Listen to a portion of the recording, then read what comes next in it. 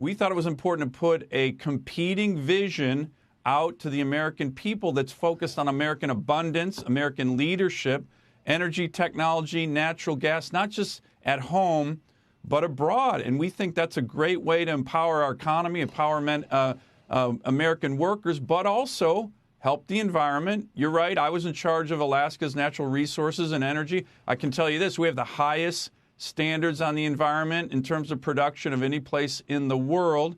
And as you know, America's been a leader in reducing global greenhouse gas emissions since 2005, almost 15% reduction because of the revolution in natural gas. Meanwhile, China and other countries are increasing their emissions, really rapidly. So we think we have a much better plan that's focused on our leadership, our abundance, and not this idea that, there should be scarcity and high energy prices that are really hurting American working families, American workers. And I think they're doing it on purpose, the high energy prices. Well, that's the question, because I'm not sure what would be better, whether it's out of their control, they didn't realize it would happen, or whether that inducing higher prices is part of the goal to get to lessening our dependence on hydrocarbons. But it's flawed thinking in either way, because if we were energy independent in this country, when we got to that point, and now we've tried to dampen production here and going back to OPEC with hat in hand, asking them to help us out. I mean, there's no logic anywhere in the known universe, maybe the metaverse, where that makes sense. Unless they wanted to do it to transition more quickly. I couldn't agree more. It makes no sense, and it's really hurting working families. I mean, we're seeing prices 60% higher at the pump. And, we're actually importing twice as much oil from Russia right now than we were can we go back a year ago. Can we go back, or have we passed the point of no return on? I mean, we haven't capped things, have we? I guess it's much more difficult to get permits, et cetera. But how hard, if there was another administration, where elections have consequences, can we go back to energy independence?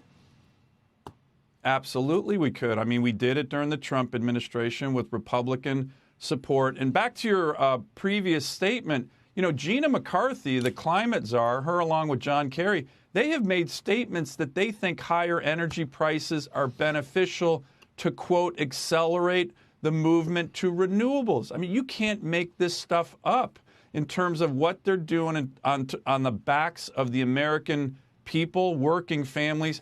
But yes, we can definitely go back to it.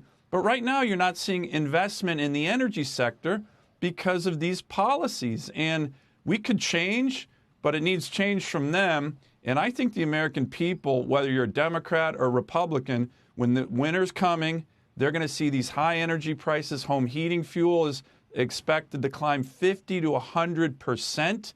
This is going to be devastating for millions of Americans. And we need to have a much more rational policy that works on and leverages American abundance, not scarcity, which they're forcing on our economy. I mean, Senator, 400 private jets to Scotland, but there was not a jet carrying Putin, and there was not a jet carrying Xi to this thing. I mean, how can you make any concrete progress without China?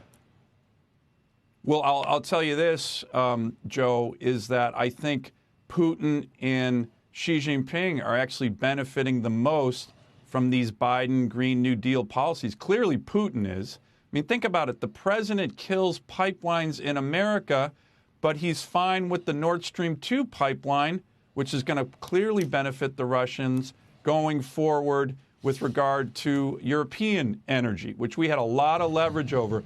Same thing with Xi. You may have seen the reports in the Washington Post. John Kerry was over there again, which always makes me very nervous, trying to get some kind of deal from the dictators in Beijing.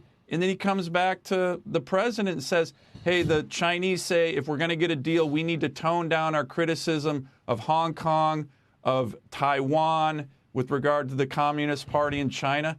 That's outrageous. We should never be selling out American strategic interests for empty promises from Xi Jinping and others. That's what Kerry was pressing. And again, I think the American people are fundamentally opposed to that approach.